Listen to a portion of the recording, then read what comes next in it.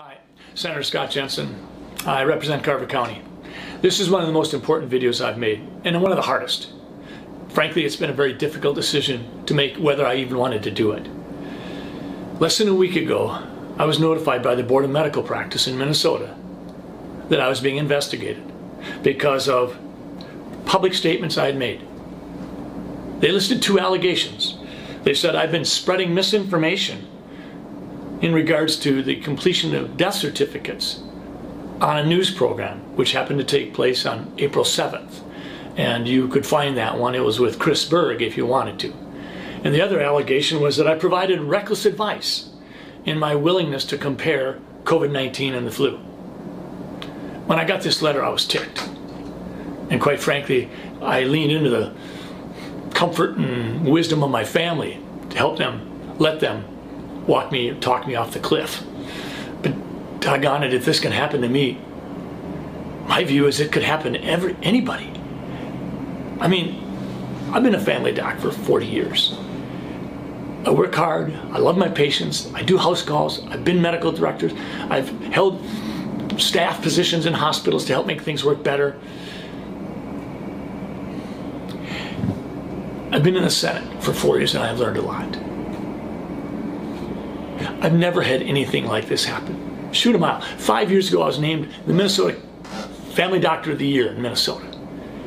And I get this because a couple people complained and I don't get to know who those people are. I don't know if they're routinely in a political camp, if they're activists. I've gone online and looked at what it takes to complete a complaint that the Board of Medical Practice has to follow up on. It's a one-page deal. You can say what you want. You could be a huge donor for the other party, and I wouldn't get to know it. I wouldn't get to know if you live in my district. I don't get to know anything. I checked. So here I am. I've spent the better part of the last 6 days preparing a response. I understand how important the work is that the Board of Medical Practice does. I mean, physicians do screw up. Two of the big areas where physicians mess up is inappropriate sexual behavior, inappropriate self-medicating, certainly with opiates. But this is an odd position for me to be in, and I am just stunned. But I should have seen it coming, because I saw the threats on social media. I've seen them for the last 2 or 3 months. I've seen them come from physicians. I've seen them come from people in all walk of life. They didn't agree with me. They didn't like it, that I was trying to provide some context for the flu, for COVID-19.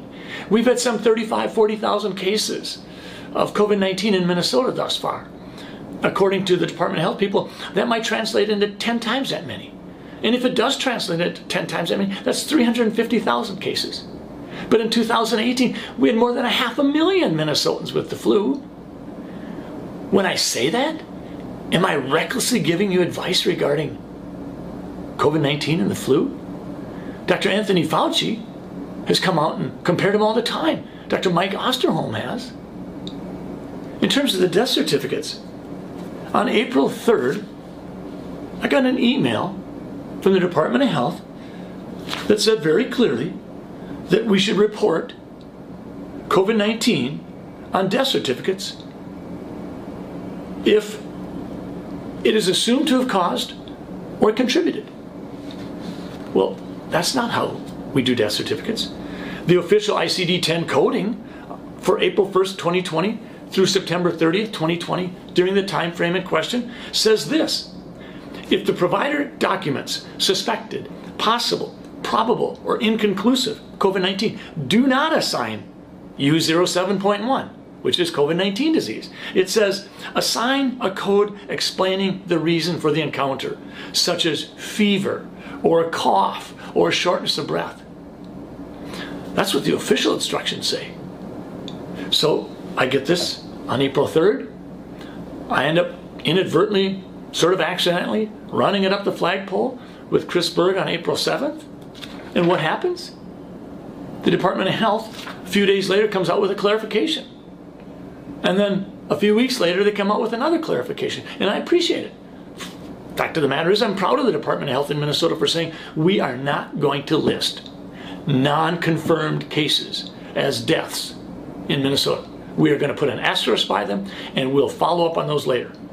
But that's not what Pennsylvania was doing. That's why they had to subtract 200 patients from their COVID-19 death count.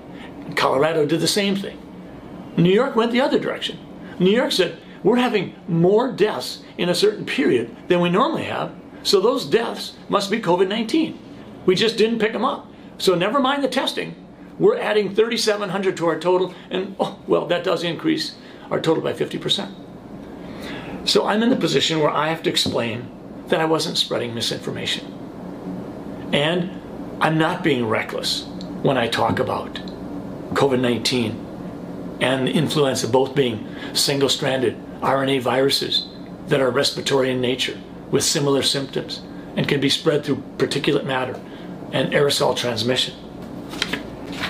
I've got an 8-page document that I put together for the Board of Medical Practice, and let me be clear. They do important work, and I'm going to fully cooperate with them. I also have some 70 pages of attachments, and in the attachments, I've got the Pennsylvania Department of Health slashing their numbers by 201. I've got the Department of Health in Illinois, where one of the directors says that just because we put COVID-19 down on the death certificate as cause of death, that doesn't mean the patient died of COVID-19. She said that. Dr. Fauci, when he talks about influenza, he was the lead article in this New England Journal article, and he said this: if one assumes that the number of asymptomatic or minimally symptomatic cases for COVID-19 is several times as high as the number of reported cases, the case fatality rate may be considerably less than 1%.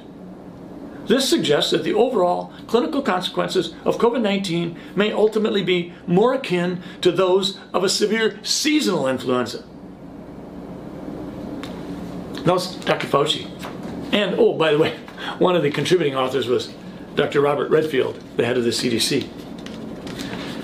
Dr. Osterholm is a well-regarded epidemiologist, and he was saying this in the middle of March. He said, the flu has become a pandemic more than once and has killed millions of people. It still exists today. Unfortunately, we now have on our hands something else, but it's caused by a coronavirus, which is acting very much like influenza.